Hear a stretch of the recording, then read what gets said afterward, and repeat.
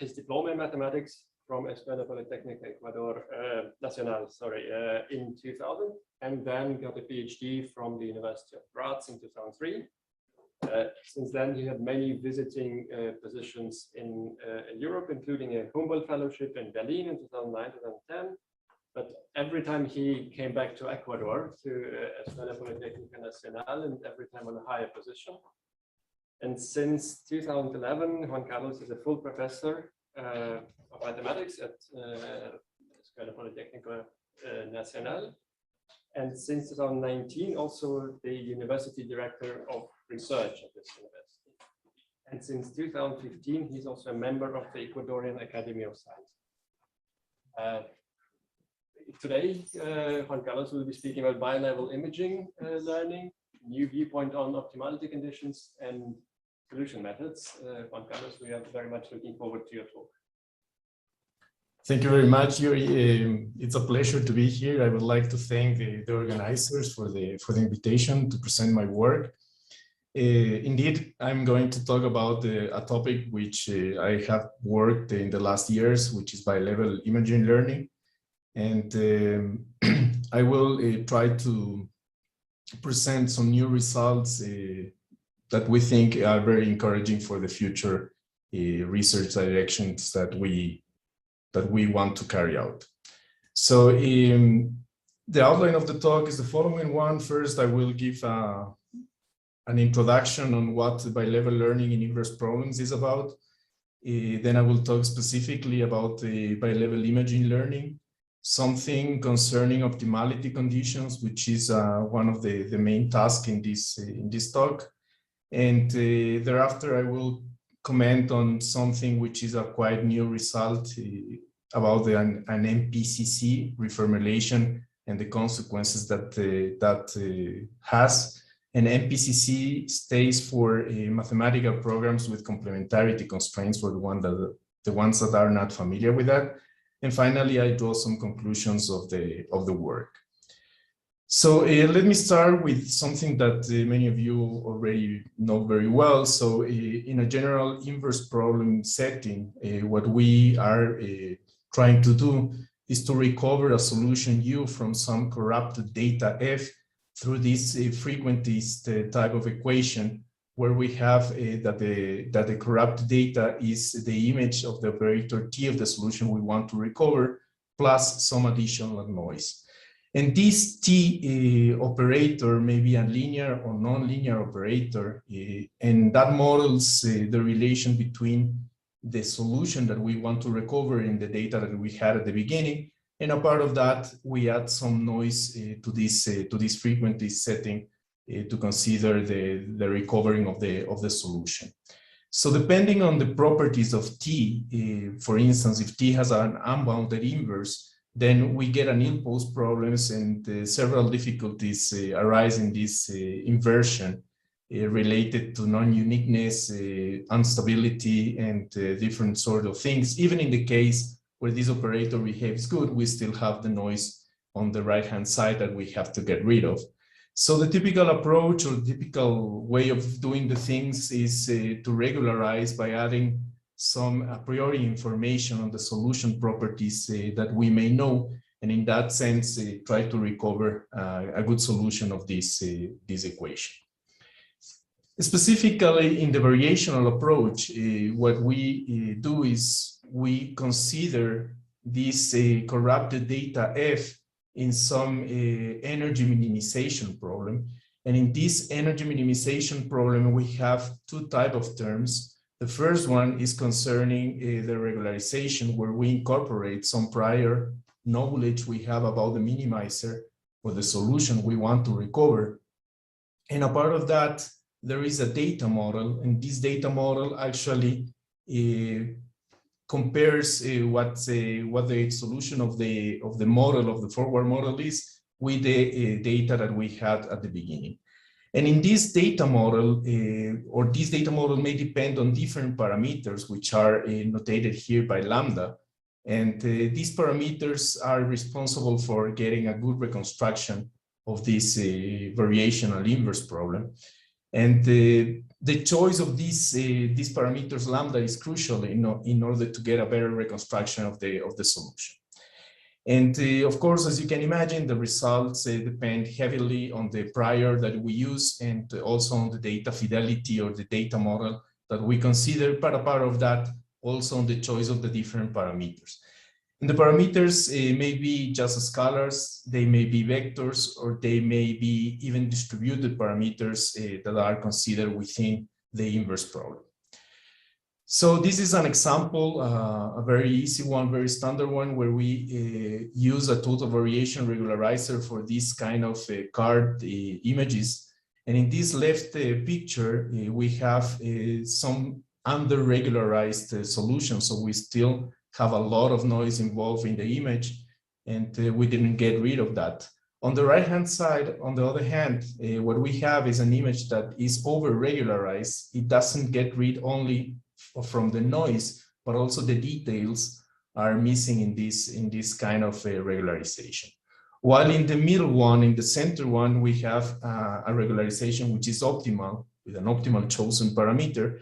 And of course, if we choose that in a good way, then we get a better reconstruction. So for doing that, or for choosing this type of parameters in this context, what we do is we consider a bi-level learning approach. And in this bi-level learning, what we presuppose is the existence of a training set of noisy measurements, FK, and also something which is considered as ground truth images in the case of imaging, or ground truth solutions in general in the inverse problem context. And given that training set, the bi-level problem may be formulated in the following way. We compare actually the ground truth with a solution UK that is obtained through this minimization problem, this variational minimization problem, which in this part is considered as a constraint.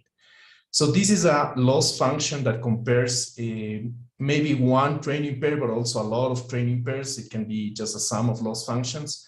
And the parameters belong to some feasible set, some admissible set.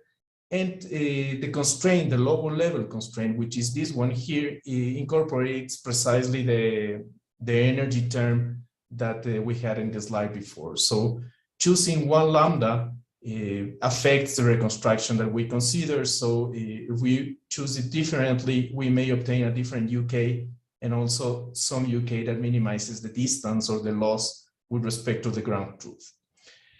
Now, this is a very general setting, and the operator T that is involved here, and this is a quite interesting aspect. This operator T may be linear, maybe non-linear, maybe non-local, or even it may be a PDE solution operator or other possibilities that can be incorporated directly into the bi-level problem setting. And depending on the regularizer, but typically what we consider is a regularizer R, which is strongly convex, but it doesn't have to be differentiable all the time. So this operator R may be non-smooth, this regularizer may be non-smooth, and that causes some difficulties. And also the lambda parameter may be a scalar, a vector, a function, as I mentioned before. So the typical way of analyzing and obtaining results for this bi-level problem setting is replacing the lower level problem with a necessary optimality condition. If everything goes through, then this is very, very straightforward, but typically T is nonlinear or R is not differentiable, and then the whole difficulties of the bi-level problem analysis arise. I just mentioned here some references, by far not complete. I would like to highlight the work of Lior Horesh and co-authors in 2003, where they start working on this bi-level setting concerning inverse problems, linear ones in that setting, and thereafter on the imaging context, this pioneering work of Tappen and co-workers in 2007. We started working on that in 2013, and afterwards there have been a lot of references concerning this type of bi-level approach.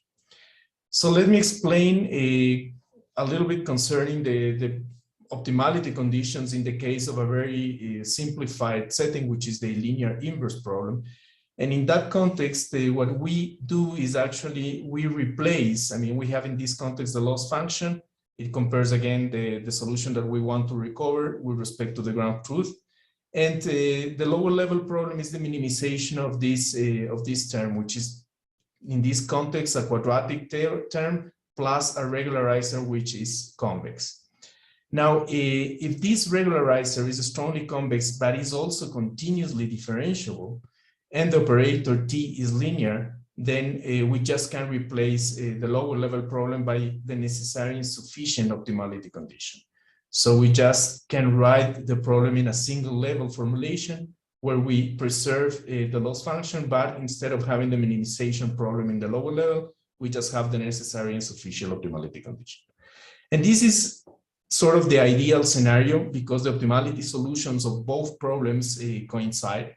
And this is because of the convexity of the lower level term, and also because of the fact that there are not additional constraints on the parameters or mixed constraint with respect to the parameters and the solution in this problem. So this is the bi-level ideal scenario where we can just replace this minimization with this condition and go on with the analysis. The question is what happens if the operator T is nonlinear or if the regularizer is non-smooth. So I will focus on the non-smooth part in this talk because of the imaging applications, but there's also a lot of challenges if we consider a T which is nonlinear and obeys, for instance, a PDE model. So why to consider a regularizer that is non-smooth? And typically in imaging, what we have is some regularizers that want to preserve some discontinuous properties of the images. One of the families of regularizers are the total variation regularizers, where if we have a discrete gradient operator that maps each image to the partial derivatives, these are just columns with the partial derivatives with respect to the first component and to the second component in the second column, then we have to consider the jth row of the matrix as the discrete gradient on each pixel of the image. And what we do, or what try to do in the TV context, if we talk about the isotropic total variation regularizer, is to consider the Euclidean norm of each of these rows in the discrete gradient operator. And in that manner, what is obtained is actually a sparsity enhancing regularizer. And the sparsity is concerned with the gradient of the image. So typically what you obtain is a reconstruction that favors piecewise constant images. And the drawback is the staircasing effect that may cause, which has been quite known in the last decades. A similar type of total variation regularizer is the L1 norm of the gradient. And in this case, this is called the anisotropic total variation. And instead of getting or having the Euclidean norm of each of the rows, we just add the absolute value of each component of the row, and then we obtain this anisotropic total variation. In both cases, we are talking about a non-smooth term that incorporates the gradient operator inside, and this is a first order type of regularizers that is quite used in the imaging context. Another one is the second order total generalized variation. And what it does is actually, it considers some sort of sparsity enhancing regularizers for the second derivative. So it adds in this setting, imagine you have the gradient, then it maps the gradient to the space of symmetric matrices, the M times space of symmetric matrices. And you can compare that with the Jacobian. So you have the gradient, you take the Jacobian of the gradient. This is sort of what intuitively is obtained. And you get a second order term which lives in the space of matrices, and you get or you compute the Frobenius norm. And in that sense, introducing this auxiliary variable that compares with the gradient, you penalize with this Frobenius norm the second order information. You still favor the sparsity, and you still favor a reconstruction that is suitable if you have, for instance, a piecewise linear reconstruction of the image that you want. So this is, for instance, the case in the following images. In this first one, we have the image with a lot of noise. In the second one, you obtain the reconstruction with the total variation, and with the total variation, as you may see, you have the so-called staircasing effect in this part of the image. You may go on and try a higher order regularizer of TV type, and then you get some blur. And the TGV2 denoise image is doing quite well. It has some problems of the edges, but the intensity variation is quite nice, and that's because you favor, actually with this sparsity enhancing term, you favor an intensity variation which is quite smooth. So in the context of the bilevel for the imaging setting, what we have is actually a training set which specifically is consisting of noisy images and the ground truth images UT. And in this very general framework, what we do is we compare the image that we recover with the ground truth, and in this setting, the energy that we consider is a very complete one, I would say, where we consider different data fidelity models. So this is the D1, but we consider in principle K different data fidelity models. And all these fidelity models are affected by some parameter functions. And we consider as well these L1 terms, also the Euclidean ones as a total variation case. This one is maybe related to, or can be related to the anisotropic total variation. And a part of that, we consider second order regularizers like in the total generalized variation sense. What is the objective here is actually to choose the parameters that go inside these functions, these parameter functions P, for the case of the data fidelity, and also the parameter functions that go into the other terms of the energy. And choosing these parameters, we want a reconstruction that is as close as possible to the ground truth. Now, this is a very general setting where we incorporate all the possible non-smooth convex regularizers up to the second order ones. And a part of that, we have to consider constraints, positivity constraints on the functions that we incorporate in each of these regularization type of families. And these functions may be considered, for instance, patch functions is a very classical way of doing that. So it regularizes differently in different parts of the images. And but you may also consider different type of C2 functions that you may be interested in to recover the solution. Now, this is an example of what happens, for instance, in the case of a validation set of images, and what happens with respect to the different patches you may use. So in the case you use only a scalar in this total variation, this is a very simplified total variation reconstruction with one data fidelity model, which is a Gaussian one. And if you use a scalar, then you get a good reconstruction, but you improve up to 8 times 8 patches, and up thereafter you get a more spatially dependent solution, and this is over-regularizing the images that are considered for the training, but are not performing that well with the validation set. So choosing this type of parameters is the main issue that we are interested in. And in the case of the total variation denoising, which is the very simplified setting that we consider hereafter, we have just this fidelity term consisting of the Gaussian recovery and some parameters that affect the data fidelity model. And a part of that, we have the total variation term. And in this specific setting, due to the convexity of the lower level model, we can reformulate this lower level model as a variational inequality of the second kind. And moreover, which is very important for us, is we can also reformulate the variational inequality through a dual multiplier, and we can just write down the problem with a necessary and sufficient optimality condition that is consisting of these three types of relations. The first one is just a standard equality. In the second one, we still have the non-smooth Euclidean norm, and also we have some inequality with Euclidean norm in the last part. But this is equivalent to the lower level problem, so we may replace this lower level with that set of constraints, and now we have to analyze this different type of problem in this context. Now, if we want to perform an analysis and getting optimality conditions for this problem, then we still have the non-smoothness of the Euclidean norm that we have to consider.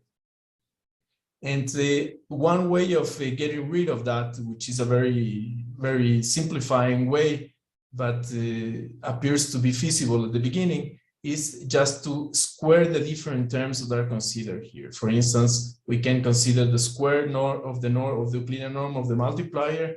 It doesn't affect much or it doesn't affect at all the feasible set in this part. And we can consider also squaring the terms in the second relation and adding some extra inequality constraint to have the equivalence of those constraints. Now, in this, if we do that, then we obtain, for instance, in this very simplifying toy example, where we consider just a vector in R2, a scalar in R, and also a dual multiplier also in R2, and a simple or very simple matrix K. What we have to verify if we want to get existence of Lagrange multipliers is the verification of a so-called constraint qualification conditions for the nonlinear problem that we had in the slide before. And the typical ones or the most used ones are the ILICQ or the MFCQ constraint qualifications. And in both cases, what we have to do is to analyze the rank of the matrix formed by the gradients of the constraints. Now, if we take a look at what happens with this matrix, if we consider that K of U may be equal to 0, then this means that these whole terms on this column vanish, and then the whole column becomes 0, and then we don't get the linear independence anymore. And of course, we can assume that the gradient is different from 0 everywhere, but this is actually a trivial case that we don't want or we are not interested in. So even in this very simple toy example, the constraint qualifications, the more popular ones, are violated in all non-trivial cases. And the message is we need different tools to get through and to get optimality conditions. So one of these tools is variational analysis. And in variational analysis, what is considered is actually the Frechet normal cone, which is the main object in the optimality conditions of nonlinear programs. And the Frechet normal cone is just the polar of the tangential cone of directions. And a primal optimality condition for this type of nonlinear optimization problems is given by this condition in this part, which states that the gradient of the loss function or of the objective function times any possible tangential direction should be greater or equal than 0, which is equivalent to the fact that the minus the gradient belongs to the Frechet normal cone. Now, if you want to get some existence of Lagrange multipliers, these constraint qualification conditions are important to get a representation of the Frechet normal cone in terms of the gradients of the constraints. So this is the crucial part to go through and to pass from the Frechet normal cone to some sort of Lagrange multipliers. Now, we have seen before that this is not realistic in our setting, so it is not really possible to get a constraint qualification condition that easily. And so instead of using the Frechet normal cone, what is done in variational analysis is considering a more generalized cone, which is called the Mordukhovich normal cone. And in this one, we don't consider only the tangential directions, where we consider also limits of the tangents, and we also consider limits of the elements of the Frechet normal cone. And in this context, if we consider these Frechet, these Mordukhovich normal cones, the constraint qualification conditions are more relaxed and more easy to be fulfilled. So this is a plot of a closed set. This is the set C, and we have a point U where we want to compute what's happening with the Frechet and the Mordukhovich normal cone. And in the case of the Frechet normal cone, you can just see we approach through these different lines of the feasible set C, and you get the tangential cones in these parts, and if you compute the Frechet normal cone, it's just the cone which is provided here in yellow or orange colors. Now, what is happening with the Mordukhovich normal cone is you don't only consider points that are approaching this one, but also you consider in each of the approximation points what is happening with the normals. So the normals are also approximating the one at the end. And in that manner, you obtain not only the Frechet normal cone, but you also obtain these kind of lines which are provided through this approximation of the Mordukhovich normal cone. So you get a larger cone, and in that sense, you can obtain a much relaxed constraint qualification condition. Now, with these variational analysis tools, the Mordukhovich normal cone for the total variation is provided here, and is an object which is not really easy to interpret. So it has some components where the gradient is different from 0. Also, if the multiplier is less than 1, we have some values of the directions. But the main thing about the Mordukhovich normal cone is wherever the set is a biactive set, so the gradient is equal to 0 and the multiplier is equal to 1, you have 3 different possibilities. And these 3 different possibilities correspond to the Frechet normal cone, but also to these lines that we had in the slide before. And it's not really directly determined in this biactive set. However, we can obtain a much easier constraint qualification condition that is satisfied, for instance, in the total variation sense, which is verifying just a system of equations that has to be satisfied. If we verify this constraint qualification condition, then you may end up with an optimality system which is called the M stationary optimality system. And in this one, you get the existence of Lagrange multipliers. And these Lagrange multipliers involve this typical adjoint equation, this gradient type of equation. This third relation is concerning the extra multiplier that is entering the adjoint. You have some condition of the adjoint on the set where the gradient is equal to 0 and the multiplier is less than 1. And a part of that, you have on the biactive set, you inherit these properties of the Mordukhovich normal cone, which is you have 3 different possibilities for doing that. And a part of that, you have still the positivity of the parameters, so you still have to do some complementarity in that case. Now, the first thing to notice here is that the optimality system is not really as sharp as a KKT system that we obtain in typical nonlinear programming. But a part of that, as you have seen before, the cone calculation, the optimality system are very difficult to obtain and very difficult to generalize. So if we have to consider not only the total variation, but for instance, the total generalized variation, then you have to sit down for a couple of months and to compute the cone and then to try to obtain the optimality system. So it's not very general, a very general kind of doing things for that kind of or that family of problems that we are considering. So the question in this context is if it is possible to do better and to try to skip the whole machinery of the variational analysis in a much more straightforward way. So to do that, what we consider, or we go back to the primal dual system, and in this primal dual system, what we have is actually to notice that this first relation is some sort of a cosinus type of formula. In this setting, what we have, for instance, if we care about the inactive set, then in the inactive set, you have a representation of Q in terms of the K of U. So you have collinearity in this case. And in the other two cases, which are the active and the biactive set, you just have that the K of U is equal to 0, and the other vector is having some norm. In this case, is the norm equal to 1, and this one is less than 1, but you still have that the K of U is equal to 0. So in a general broad sense, you can consider that these two types of vectors are really collinear in this primal dual system.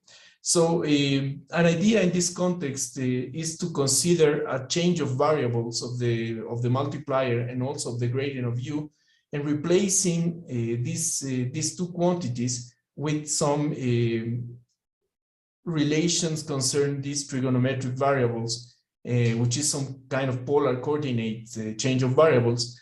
And a part of that, what we know is actually that those two vectors are collinear, so we can say that the two types of angles should be the same. And if you do that transformation, that is kind of lifting the whole primal dual system because you are incorporating new variables, then instead of having these two equations or two relations in the upper part of the slide, you end up with having some constraints on the radius of the change of variables that you incorporate before. So instead of having these complicated two type of relations, you get a positivity constraints on the delta, you get the positivity constraints on these two variables, but a part of that, you get a complementarity type of constraints between these two type of quantities here. So the product should be equal to 0 all the time. But the consequence is quite nice, because instead of having the original bilevel problem, now we have a problem that is consisting of the equation at the beginning, the changes of variables, and a part of that we have just some sort of complementarity or classical complementarity constraints for this type of problems. And this is quite nice in the sense that there is a huge amount of techniques and results concerning mathematical programs with complementarity constraints, which is just the type of problem that we have here. So we have a lot of MPCC constraint qualifications conditions that are really tailored for these kind of problems, concepts of stationarity, second order necessary and sufficient optimality conditions. And we also have some topological properties of the solution and solution algorithms that we may use for solving this type of problem. So this whole machinery is already available. There are many contributors to this kind of problems, and we may go on and use this for analyzing our problems. So the first result is actually in the case of the total variation bilevel learning problem, then if we have a point that is local optimal, then this point satisfies this constraint qualification condition that is really tailored to the MPCC setting, and we get existence of Lagrange multipliers such that this strong stationary system is fulfilled. So instead of having this type of relations we had before concerning the biactive set where we have three possibilities, we just have one possibility in this biactive set, and we have a sharp optimality system that we can use, which is a KKT type system. So can this be extended to a general setting, to the very general problem that we have? And the answer is yes. And this just a reminder of what the bilevel learning problem was at the beginning. So it was a very general one with different data fidelity terms, different function parameters, and different regularizers. And you may actually reformulate this one as an MPCC problem, just doing the same type of tricks of changes of variables that I presented before. And in that manner, you can get a lot of results which are interesting in this context. So the first one is, no matter which type of combination you take, if you're interested in, then you may obtain an M stationary point for a local optimal solution of the very general problem that we had before. But a part of that, if there are some conditions that are fulfilled, in this case that the triactive sets are empty, which is a very technical condition that we had on that, then you get the S stationarity point.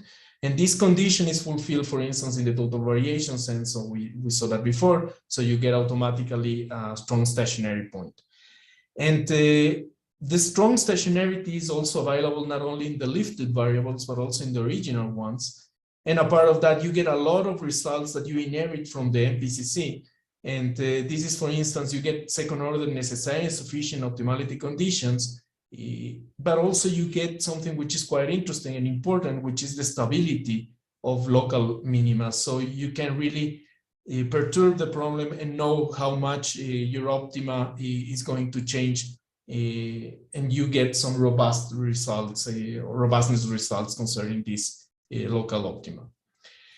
So a part of that, a part of getting these optimality conditions, which are quite important for us and are already tied for this kind of problems, you just have an MPCC reformulation of the bilevel problems. And in that sense, you can use available larger scale nonlinear programming software to compute the solutions. So we use in particular, this is not something which is very special, but we consider just this Python library called Piomo, and this Piomo library has the IP-opt as the inner motor for the solver, which is a very used solver in nonlinear programming. And we tune the solver in some ways so that we get a good behavior of the algorithm. So we have a Hessian approximation with the VFGS, some warm start strategies, and we also consider a relaxation of the complementarity constraints, where instead of having the product equal to 0, we have the product less or equal than epsilon. And we also carried out a partial reduction of the system, concerning mainly of the dual multiplier. And we test the algorithm for different settings to obtain and to see how that behaved in this context. So this is a first type of result or numerical result for the very well-known cameraman image, where we reconstruct. This is a very noisy one, this is a less noisy one, and we obtain the optimal reconstruction with some scalar parameter. You have the similarity property here, and we also consider how much that changes with respect to the epsilon and how robust it is at the end concerning the optimal parameter. But the point I wanted also to highlight here is this is a small image, and we have still, in this case, 80,000 or 82,000 variables and almost 100,000 constraints that we have to incorporate in the solver. And this is, I'm not showing off the computational capabilities. This is a very old machine. This is just to send the message that it can be solved really on a laptop, which is not really the newest one. A part of that, we can consider, as I mentioned, different patches, different possibilities, and you get the improved reconstructions where you get much more patches in these images. And this can be also considered within a combination of isotropic and anisotropic total variation, where you have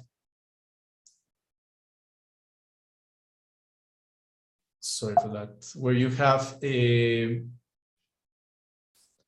just a combination of what's happening with the anisotropic and the isotropic terms in this kind of image, where you have a lot of noise in this part, and you can recover it in a better way with a combination of total variation regularizers. This can also be extended to a patch formulation, and this can be done straightforward in the computational sense, as you are using just an NLP solver.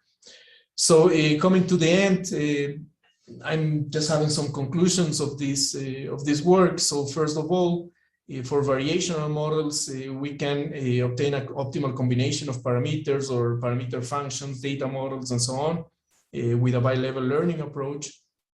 The variational analysis tools may be employed to characterize what is called the M stationary points, but the effort is significant and the results are not really easy to generalize. So if you want to consider a different type of problems, as I mentioned before, you have to compute the cones all over, and this is a very difficult task. Instead of doing that, using just geometric properties of the primal dual reformulation of the lower level, we can really lift the primal dual system and consider this whole bilevel learning problems as mathematical programs with complementarity constraints, and then we can use the whole machinery of MPCC. In particular, we can obtain M and S stationarity for a general class of problems that we may consider. And apart of that, there is the possibility to use available codes, commercial or open source for MPCCs to solve this type of problems. How general is it is also a very nice advantage, because you can obtain with this type of reformulation, you can apply to in-painting, segmentation, and other imaging tasks, but also to inverse problems with underlying physical models. So it allows you actually to combine data-driven and model-based approaches in this bilevel context. So with that, I thank you very much for your attention, and there are a couple of references that you may consider to read. Thank you.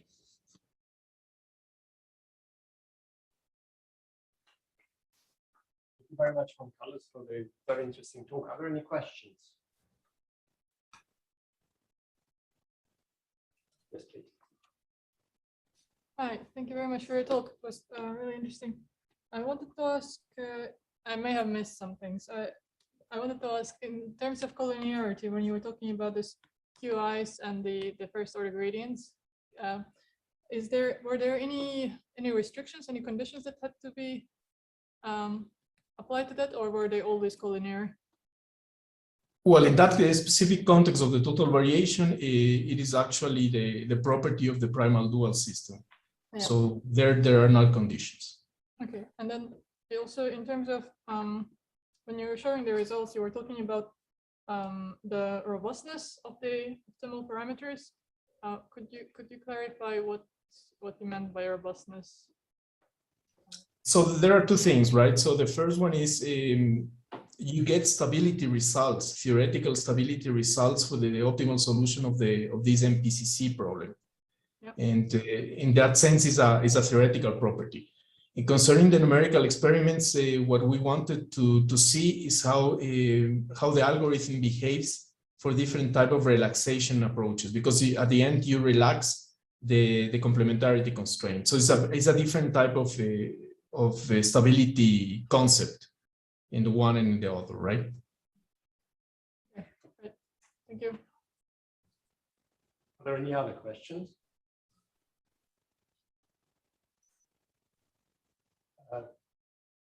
I have one question. Do you think this could be applied to training neural networks, to optimization of hyperparameters of neural networks? And the lower level problem will not be convex, but maybe you could still, well, it still has a dual, and maybe you could still do something. Do you think this would be feasible? That's a very good question. I don't have an answer at this point, but we have strong hints that we may consider some neural network architectures and try to approach in that bilevel sense as well. But honestly, at this point, I don't have an answer for that. If there are no further questions, let's thank Juan Carlos once again.